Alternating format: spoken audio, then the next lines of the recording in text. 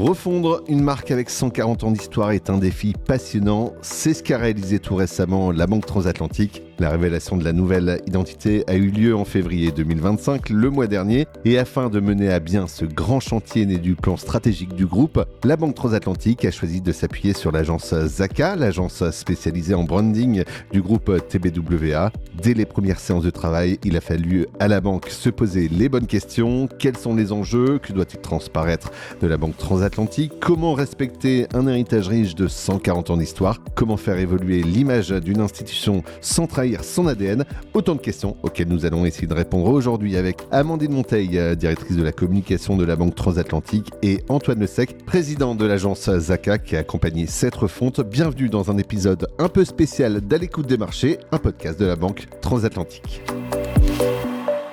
Et bonjour Antoine, bonjour Amandine. Bonjour Marc-Antoine. Bonjour. Alors commençons par la genèse de cette refonte, Amandine. Déjà, pourquoi la Banque Transatlantique a-t-elle ressenti le besoin de repenser son identité de marque? Ce travail s'inscrit dans le plan stratégique de la Banque Transatlantique et plus particulièrement dans la montée en gamme. La marque est effectivement un des leviers forts pour cette montée en gamme. Plus précisément, nous avions 3 enjeux. 1. Se différencier, avec un discours singulier et une vision unique sur notre métier. 2.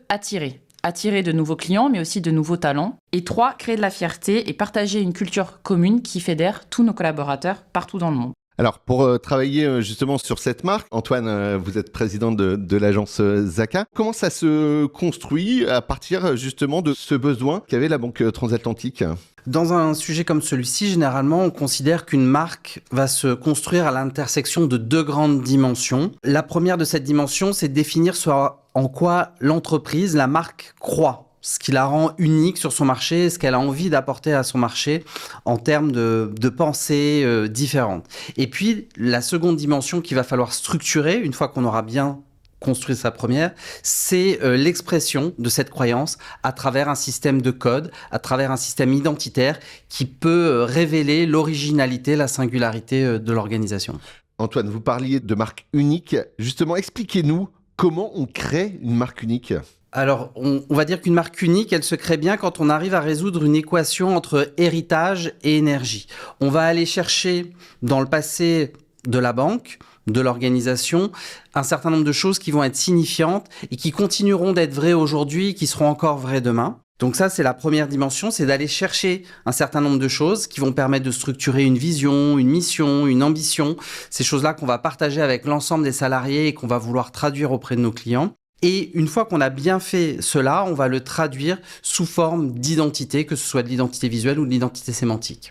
Alors Amandine, ce qu'on peut dire vraiment, c'est que la Banque Transatlantique avait tout ce qu'il fallait pour travailler cette nouvelle marque. Effectivement, nous avions tous les ingrédients. C'est vrai que la Banque Transatlantique est vraiment unique en son genre sur le segment de la gestion fortune, et notamment grâce à son héritage très riche. Une naissance en 1881, un lien fort avec la Compagnie Générale Transatlantique et ses illustres paquebots.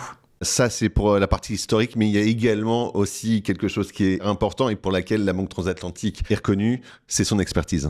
Oui, et ses expertises d'ailleurs, parce qu'au-delà de la gestion de fortune, nous sommes connus comme la banque des Français de l'étranger. On accompagne très bien les expatriés. Nous sommes aussi leaders dans le segment de l'actionnariat manager, en France, sur le CAC 40, le SBF 120. Mais aussi, nous sommes très engagés pour le bien commun et nous accompagnons des grandes familles de philanthropes dans la conception de leurs projets. Voici pour le fond, passons donc à la forme. Comment est-ce qu'on repense une marque qui se veut moderne, mais tout en respectant son histoire ? Alors nous avons justement choisi de nous appuyer sur notre héritage, tout en adoptant des codes chics et intemporels pour nous inscrire dans le référentiel des grandes maisons d'excellence à la française. Alors Antoine, chez Zaka, quand une entreprise a la chance d'avoir cet héritage, vous, qu'est-ce que vous en faites une fois que vous passez dans la réflexion et la création ? Alors la chance que nous avions, c'est qu'au sein de cet héritage, il y a un lieu, il y a un bâtiment qui est attribué à la Banque Transatlantique, qui est son siège, avenue Franklin Roosevelt, et qui est un bâtiment extraordinaire, art déco et dans lequel il y a une quantité de codes, d'éléments qui ont pu nous inspirer justement pour créer cet univers et ce territoire graphique. Et donc pour nous, ça a été d'abord évident et après facile de repartir de ce lieu, de ces codes-là, pour les réinterpréter de manière moderne et contemporaine et pour les réinjecter dans l'époque. Alors vous êtes appuyé effectivement sur le siège du bâtiment avenue Franklin Roosevelt, mais vous êtes aussi appuyé sur l'année de naissance. Oui, cette année, elle est très intéressante parce que c'est 1881. Et quand on la regarde visuellement, c'est une symétrie 18-8-1, aussi ce qu'on appelle un palindrome. Et pour nous, c'était intéressant de repartir de cet élément-là, qui est évidemment un élément très signifiant, puisque c'est l'année de naissance, mais aussi c'est un codant graphique extrêmement fort. Donc on a aussi injecté cet élément-là dans le territoire graphique. Revenons à la nouvelle signature de marque, créatrice d'opportunités. Et puis,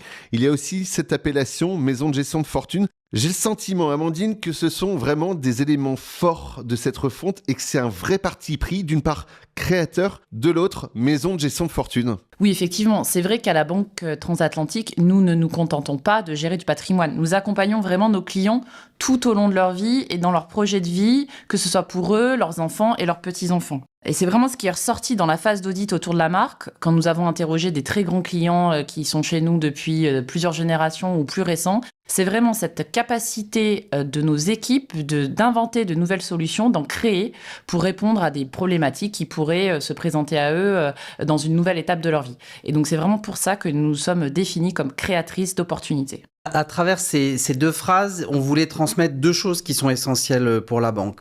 Créatrice d'opportunités, pour nous, c'était une manière de transcrire, de traduire l'idée d'audace qui existe dans cette entreprise depuis sa création. Elle a toujours été en avance sur son temps pour lancer des grands projets, pour bâtir l'avenir.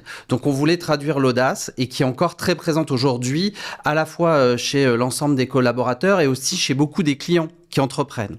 Ça, c'est le premier volet qu'on voulait traduire. Et puis, il y a un second volet, c'est maison de gestion de fortune. La Banque Transatlantique est née en France, dans une culture et un esprit français, et on sait que la France a vu naître les grandes maisons de luxe à la française. Et à travers cette notion de maison, nous voulions transcrire la notion d'exigence, d'excellence, de haut niveau relationnel de l'organisation. Et donc, c'est aussi pour ça qu'on a doté la banque de cette signature maison de gestion de fortune. Effectivement, on parlait d'audace, d'excellence. Une troisième valeur, c'est l'ouverture. Juste en revenant sur maison de gestion de fortune, parce que ça, c'est vraiment un point qui est intéressant, Amandine. Ça rappelle les codes du luxe, ce qui n'est pas forcément intuitif pour une banque. Pourquoi avoir choisi de s'en approcher ? Eh bien, pour nous, c'était très intuitif, justement. C'est vrai que nous recevons chacun de nos clients comme s'ils étaient à la maison. Et pourquoi ? Parce que nous les connaissons très bien et parce que nous faisons du service sur mesure, que ce soit des grandes familles, des entrepreneurs, des cadres dirigeants, des expatriés. Et c'est donc pour ça que nous avons choisi de s'inscrire dans ce référentiel.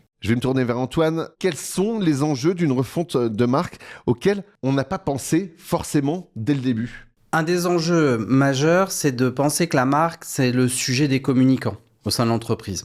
En fait, une marque, c'est un élément, c'est un outil qui permet d'aider l'entreprise à faire en sorte que ce qu'elle pense, ce à quoi elle croit, ce qu'elle met en œuvre, soit exécuté sur l'ensemble de ses points de contact et soit communiqué auprès de l'ensemble de ses cibles.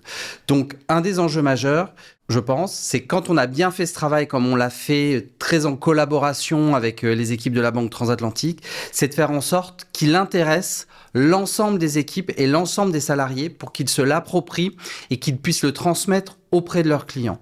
Il y a quelque chose qui est très important à comprendre, c'est qu'une marque, c'est pas simplement un logo et une ou deux phrases qui accompagnent ce logo-là, c'est véritablement une posture, c'est une manière d'être et c'est aussi beaucoup ce qu'on a travaillé avec Amandine et ses équipes, c'est de faire en sorte que la Banque Transatlantique ne soit pas juste un élément identitaire, mais bien un élément d'expérience, de posture et c'est ça, à mon avis, qu'il faut prendre en compte dans ces moments-là de transformation.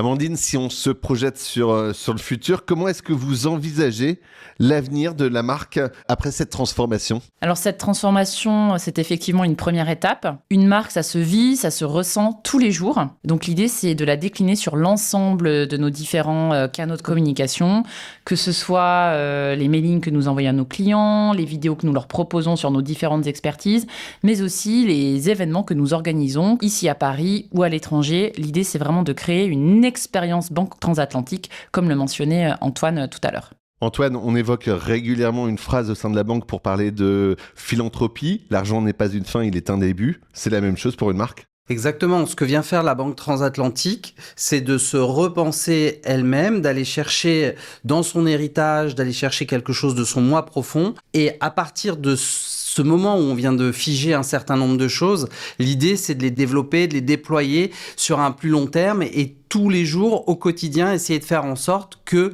ce qu'on s'est dit là soit redémontré, réillustré à travers ce que la banque fait. Amandine, si on devait tirer un premier bilan de cette refonte de marque, lequel vous feriez ? Avant de rentrer dans les chiffres, je vais plutôt vous faire un bilan d'émotions. Donc c'est vrai que tout au long du projet, on a pris beaucoup de plaisir à travailler sur cette marque, que ce soit l'équipe communication, l'agence et les dirigeants d'entreprise, parce que c'était vraiment un projet très excitant et qui nous a permis de vraiment fédérer tout le monde. Il y a aussi beaucoup de fierté. On a un très beau résultat, de très beaux retours de nos collègues, mais aussi de nos clients, de nos partenaires et beaucoup d'émotions. C'est vrai que quand on a dévoilé lors d'un événement interne, digital, la nouvelle marque à nos 500 collaborateurs, on a tous été très émus par leur retour et leur très grande fierté et leur émotion eux-mêmes ressenties de leur côté. Là, c'était le bilan émotionnel, mais évidemment, il y a également des chiffres. Oui, alors on est une banque, donc nous allons donner quelques chiffres de ce très beau projet. Donc déjà, c'est 10 mois de travail. Donc c'est un timing très rapide, mais parce qu'on avait une méthodologie très bien pensée et comme je vous le disais tout à l'heure, nous avions tous les ingrédients. C'est vrai que chaque étape s'est très bien enchaînée. En phase d'audit, on a analysé plus de 100 documents, on a mené plus de 30 entretiens auprès de clients ou de collaborateurs. Pour la petite histoire sur la partie créative, il y a eu tellement d'inspiration de la part de l'agence Zaka que nous avions 8 pistes créatives qui ont été explorées, ce qui est quand même assez phénoménal. C'était à la fois très inspirant et ce que je retiens, c'est qu'en même temps, on est arrivé avec différentes choses et que le consensus a été facile à trouver, ce qui est aussi une bonne nouvelle. Ça voulait dire que quand même, l'ensemble des personnes qui participaient à cette réflexion allaient dans la même direction. Et donc, les choses se sont faites de manière assez naturelle et assez évidente. Et pour rebondir sur ce que dit Amandine, c'est vrai que le timing de 10 mois était relativement court, mais il a été possible parce que du coup, il y a une bonne entente, il y a une bonne cohésion dans ces équipes et la vision était assez claire. Et alors, quels sont les retours qu'on a pu avoir suite à ce lancement ?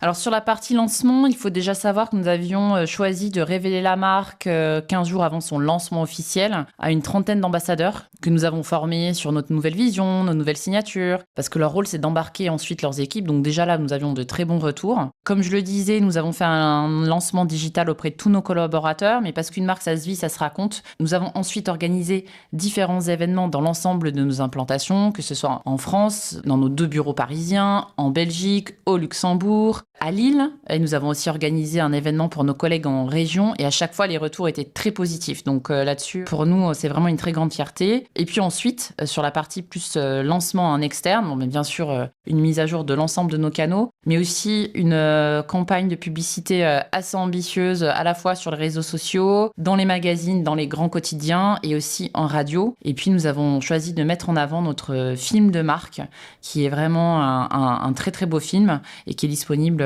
dans 3 langues. Merci beaucoup Amandine et Antoine pour ces éclairages et puis on ne pouvait pas terminer ce podcast sans parler des équipes, notamment côté Zaka. Oui, toutes les équipes qui ont accompagné ce projet, elles sont nombreuses, je pense à elles, parce qu'elles se sont beaucoup impliquées, elles ont pris beaucoup de plaisir à être aux côtés de la Banque Transatlantique. Je ne peux pas nommer tout le monde, mais je pense aux équipes qui ont beaucoup donné et qui participent à ce qui a été produit. Et je voudrais faire un remerciement particulier à tous les membres du directoire qui ont accompagné de bout en bout cette réflexion, qui ont été très présents, qui ont participé à tous les échanges. C'était très riche et à mon avis, ils ont beaucoup contribué à la richesse de ce qui a été produit. Donc je pense évidemment à Bruno Julien de la Ferrière, je pense à Odile Legoc et je pense à Vincent Julia qui ont vraiment été importants pour accompagner cette mission. J'en profite pour remercier Vincent, Andrea, Sandra et bien sûr Marc-Antoine qui est derrière ce micro pour tout le travail fourni de qualité en des délais aussi serrés. Merci à tous pour votre écoute et rendez-vous très bientôt pour un nouvel épisode plus classique cette fois et plus sur les marchés eux-mêmes, d'À l'écoute des marchés, un podcast de la Banque Transatlantique.